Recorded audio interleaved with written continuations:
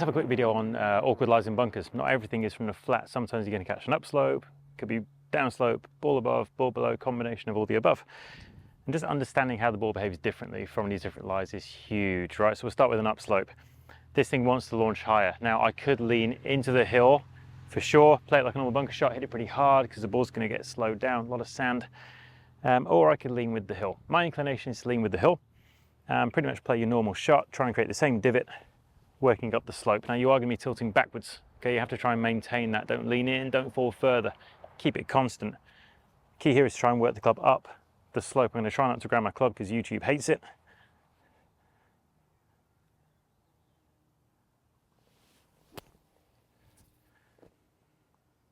Okay, pretty good. It's kind of dialed in height. It's almost guaranteed. Let's move on to the downslope. I'm just going to reframe the camera, see what to do.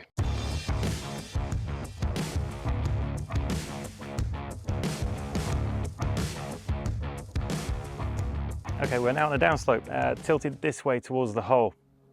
Great. Little short-sided downslope, lots of sand here. Not ideal. Now the upslope, we went with it to try and use it, play it normally, help trajectory. There was an alternative to play in. There's no alternative here, right? You have to lean down with the hill. Left shoulder's going to feel lower than right for a right-hander. I'd be inclined to cut it a little bit more because then your contact is going to be a little bit closer to the golf ball and the club will work down the hill a little bit. But having said that, I will pull my right foot back. I'll clear it so I have space to swing into. If you have a lot of bend in this knee, you can see how severe the slope is. It gets in the way, kind of immobilizes me as far as where my arms want to go. So I'm going to put my right foot back, but everything else is going to be open. I want the space down here, don't need it there. I'm going to add a little bit of loft to it, and the key here is to really try and cut across it and work the club down the hill. It will come out quicker, it will come out lower. Impossible to add loft by releasing it. You need face angle to get your flight. And then it's a case of take your medicine because you've short-sided it in a really bad spot.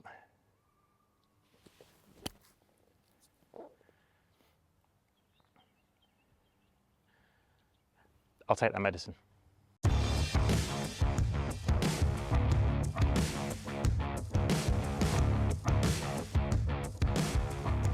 Ball below feet. This will tend to come out a little bit quicker. Upslopes and ball above, the club tends to go a little bit deeper into the sand, so it slows it down.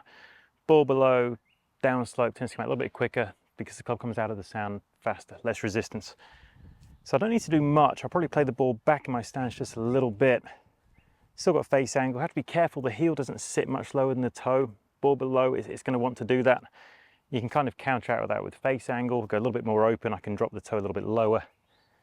And I'm going to play for it to come out with decent speed, would be the assumption.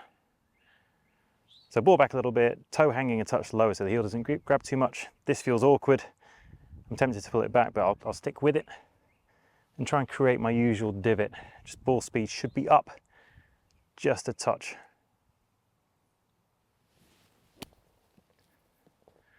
That's going to come out great. It came out a little soft. But absolutely fine. Those adjustments allowed me to create exactly the divot I was looking for.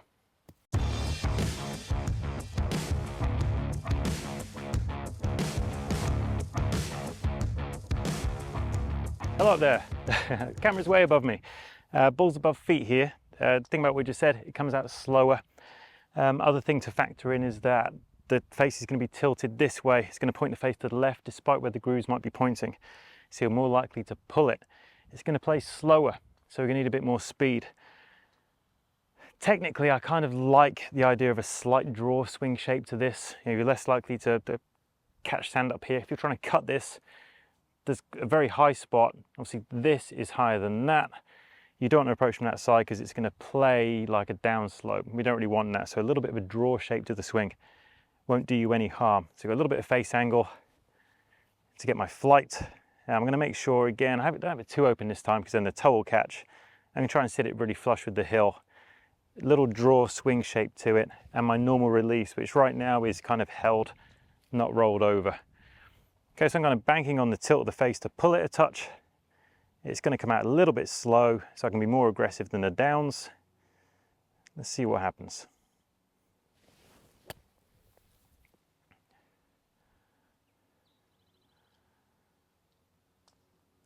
Play 4 different lies. I am delighted with the outcome of all. Talking through it helps. If you're on a golf course, a little bit of self-talk won't do you any harm. Just to tell yourself what the process is, you don't miss anything out. The adaptability is huge in the sand. Obviously, a lot of the time you're going to play from the flat, great, do your stock stuff, do what you need to do. But knowing how the ball behavior is going to change from slopes, knowing how to adjust to it is massive.